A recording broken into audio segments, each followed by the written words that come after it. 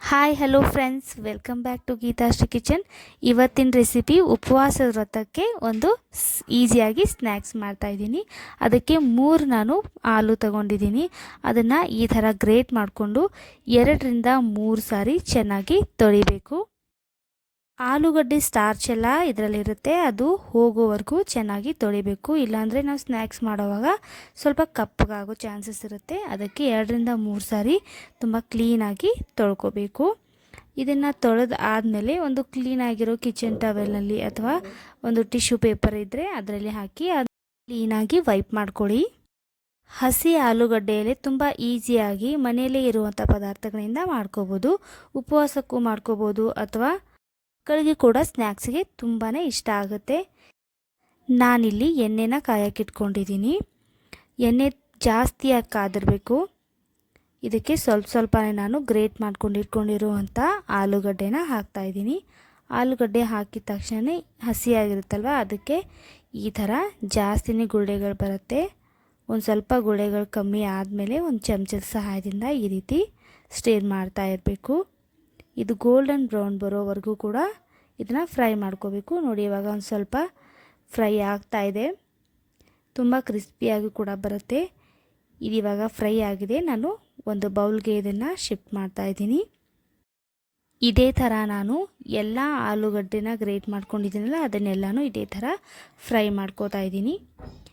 ಇದನ್ನು ಒಂದು ಬೌಲ್ಗೆ ಹಾಕೋತಾ ಇದ್ದೀನಿ. ನೋಡಿ, ತುಂಬ ಕ್ರಿಸ್ಪಿಯಾಗಿಯೇ ಬರುತ್ತೆ.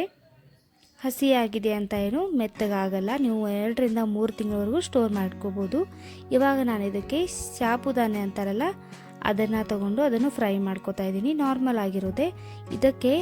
ಇದನ್ನು ಹಾಕೋವಾಗ ಎಣ್ಣೆ ತುಂಬಾ ಬಿಸಿ ಹಾಕಾದಿರಬೇಕು. ಆಲೂಗಡ್ಡೆ ಫ್ರೈ ಮಾಡಿದ್ಮೇಲೆ ಸ್ವಲ್ಪ ಎಣ್ಣೆ ಬಿಸಿ ಕಮ್ಮಿ ಆಗಿರುತ್ತೆ. ಅದಕ್ಕೆ ಜಾಸ್ತಿ ಉರಿಯಲ್ಲಿ ಇಟ್ಕೊಂಡು ಫ್ರೈ ಮಾಡ್ಕೊಳ್ಳಿ.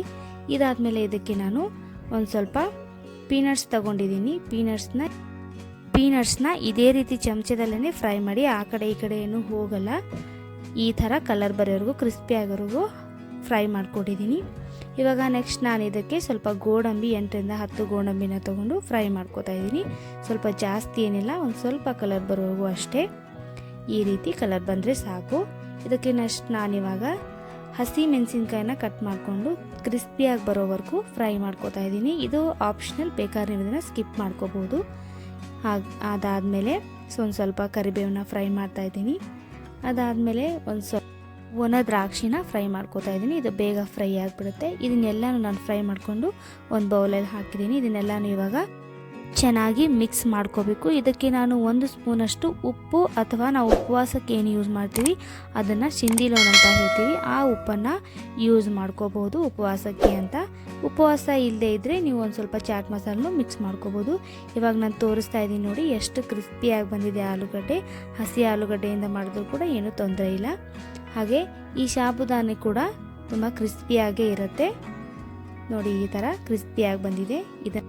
ಇದನ್ನು ನೀವು 1ರಿಂದ 2 ತಿಂಗಳಷ್ಟು ಕೂಡ ಸ್ಟೋರ್ ಮಾಡಿ ಇಟ್ಕೋಬೋದು. ತುಂಬಾ ಟೇಸ್ಟಿಯಾಗಿರುತ್ತೆ. ಉಪವಾಸ ಇಲ್ಲದೆ ಇದ್ದರೂ ಕೂಡ ತಿನ್ಕೋಬೋದು ಸ್ನ್ಯಾಕ್ಸ್ಗೆ. ನೀವು ಟ್ರೈ ಮಾಡಿ. ಹಾಗೆ ಹೇಗೆ ಬಂತು ನನಗೆ ಕಮೆಂಟ್ ಬಾಕ್ಸಲ್ಲಿ ತಿಳಿಸಿ. Thank you for the watching.